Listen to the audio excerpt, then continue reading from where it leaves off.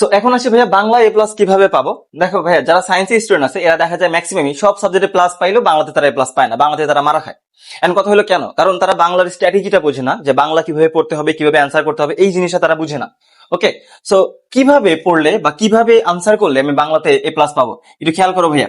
এক নাম্বার দেখো ভাইয়া, এমসিকিউটা ভালো করতে হবে। অর্থাৎ তোমার যখন হাতে এমসিকিউ পাবা, এমসিকিউটা তোমাকে অবশ্যই ভালো করে অ্যান্সার করতে হবে। এবং এমসিকিউতে যদি তোমার 27 থেকে 28টা কমন থাকে বা শিওর থাকে, তাহলে তুমি শিওর ধরে নাও তুমি এইখানে এ প্লাস পেয়ে যাবা। ওকে, সো তোমাকে 27 থেকে 28টা কারেক্ট করতে হবে এমসিকিউ। ওকে, তো এমসিকিউটা কিন্তু অবশ্যই ভালো করতে হবে, অর্থাৎ এমসিকিউ পাওয়ার পর খুবই ভেবেচিন্তে এমসিকিউ গুলা সলভ করবা। ওকে, 2 নম্বরে প্রশ্ন কি ভাইয়া, যে প্রথম 3 থেকে 4টা সৃজনশীল ভালো মতো অ্যান্সার করতে হবে। তোমাদের মোট সিকিউ অ্যান্সার করতে হয় কয়টা, 7টা অ্যান্সার করতে হয়।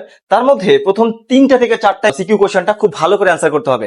কারণ একজন টিচার যখন প্রথমে তোমার খাতাটা খুলবে, তখন প্রথম যদি ভালো মানে প্রথম 3 থেকে 4টা যদি সৃজনশীল ভালো করে লেখো, এতে কি হয়, টিচারের ইমপ্রেশন অনেক ভালো হয়ে যায়। তখন টিচার কি করে, অটোমেটিক লাস্টে তুমি যদি একটু খারাপ করে লেখো, ওইটা তোমার হলো অতটা ইফেক্ট পড়ে না। কিন্তু প্রথম 3 থেকে 4টা যদি খুবই খারাপ হয়, খুবই ছোট অ্যান্সার হয় বা লেখা খুবই খারাপ হয়, তাহলে টিচারের ইমপ্রেশন ওইখানে নষ্ট হয়ে যায়। পরে তুমি যতই ভালো করে লেখো বা যত বেশি লেখো, টিচার কিন্তু মার্ক দিবে না।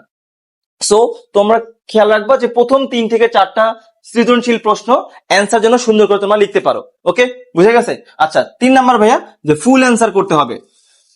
এবং অনেকেই 2 নাম্বার যে কথাটা বলছে যে সুন্দর করে অ্যান্সার করতে হবে, এটা করতে গিয়ে আবার সব সময় যেন না চলে যায়। তোমাকে খেয়াল রাখতে হবে যে ভাই আমার যেন ফুল অ্যান্সার হয়, ফুল অ্যান্সার হয়। কারণ চিন্তা করো, তুমি খুব ভালো করে যদি তুমি 5টা সৃজনশীল অ্যান্সার করো, তুমি কত মার্ক পাবা? হাইস্ট ধরলাম 50, 50 পাইলা।